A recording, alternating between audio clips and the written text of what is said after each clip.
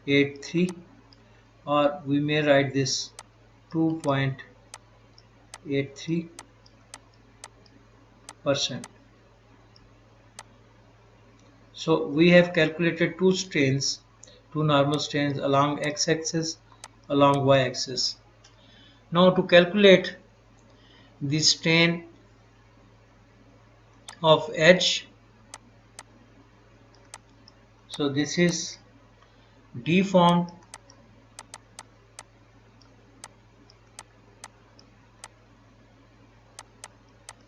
length upon the original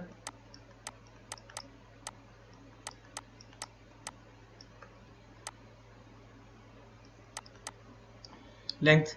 We know that original length, that is of 10 inch on each side, and the deformed length, we take this top right triangle to calculate the deformed length.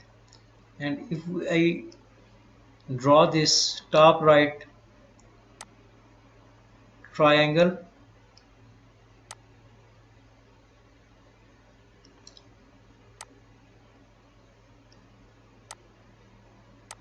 now we know that the total, this is the diagonal, that is half of that, and we know that the total diagonal, that was of 14.14 inch, and half of that, because we are taking one top right, so half of that, that comes out to be 7.07 inch. Now there is a contraction along x-axis, that is 0.3. so once we minus this 0.3, so this side of the triangle comes out to be 6.77 inches. Now to calculate this side, we already know that half of that, that is of 7.07 inches, and adding 0.2 inch, the length, that is of 7.27 inch. So we know the value of two sides. Now we can calculate this by using again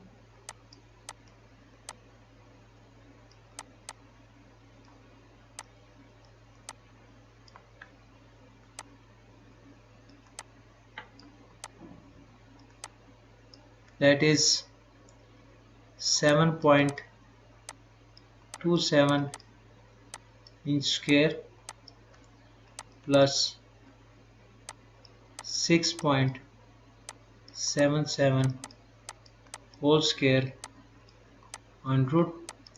So this side, the value, that is 9.934 inch.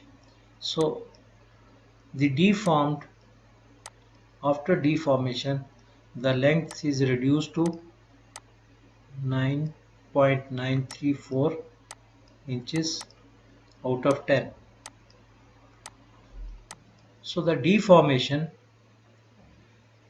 is 10 minus this, is comes out to be 0.066 inch. Since there is a contraction, so we would be using negative sign, that is over the original, that is of 10 inch. So this is not the, this is in fact the strain. I am writing strain here. So this is the deformation, 10 minus this reduced length, so that is the deformation, the change in length. So the value of edge strain is going to be minus 0.0066, or we may write this as 0.66%. So we have calculated all the normal strains, that is epsilon x, that is epsilon y, and the epsilon h. Now we are going to calculate the shear strains.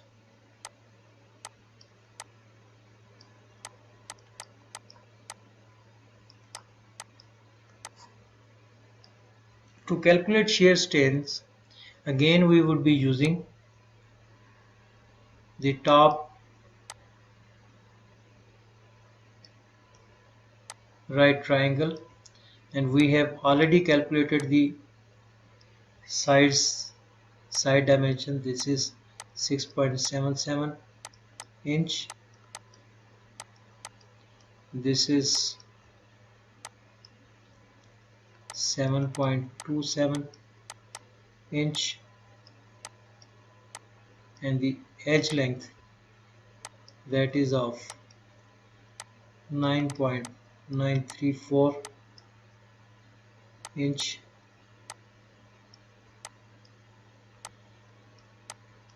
Now we are interested to calculate the value of theta. Now this is here, considering this is theta q. I am writing intensely small so that it is not mixed up with this theta. So theta q, and here considering this is the value of theta p, and further this is half of that. This is going to be half of that. So this is upon 2 and this is upon 2, because we are taking a triangle which is half of that. So to calculate this, we are interested to calculate these angles. So first we using this expression, that theta is equal to cos inverse adjacent side upon the hypotenuse.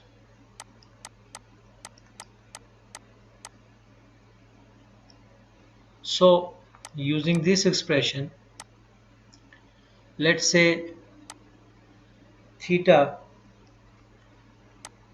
q by 2 is going to be cos inverse. Now in this case the cos, the adjacent side, that is of 6.77 inch upon the hypotenuse, that is of 9.934 inch.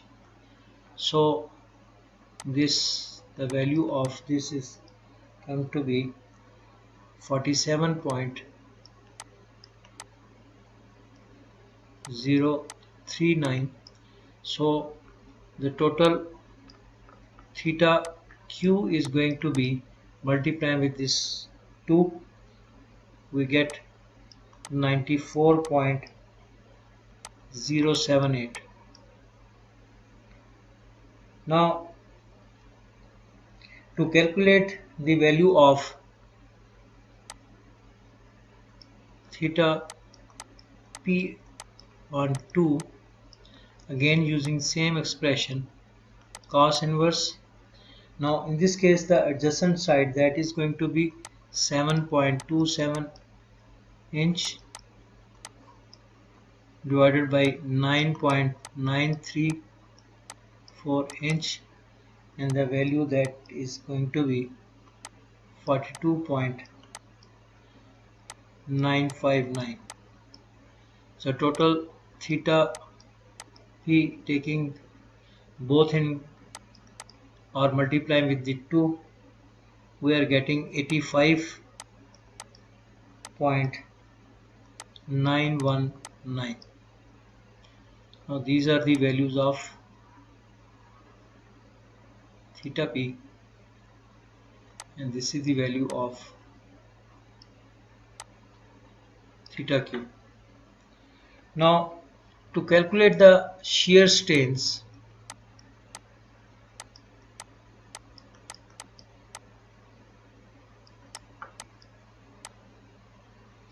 that is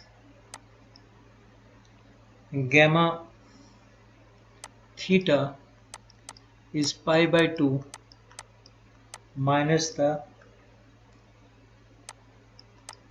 current angle. Now we can calculate for the case of gamma q, that is pi by 2 minus, and we know the value that is of 94.078, so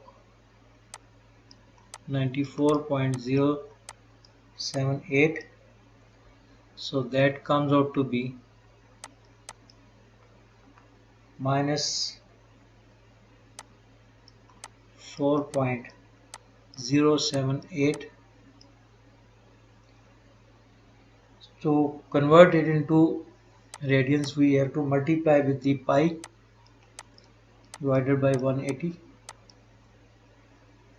So the value theta gamma q is going to be 0.071 radians. Similarly, to calculate the value of this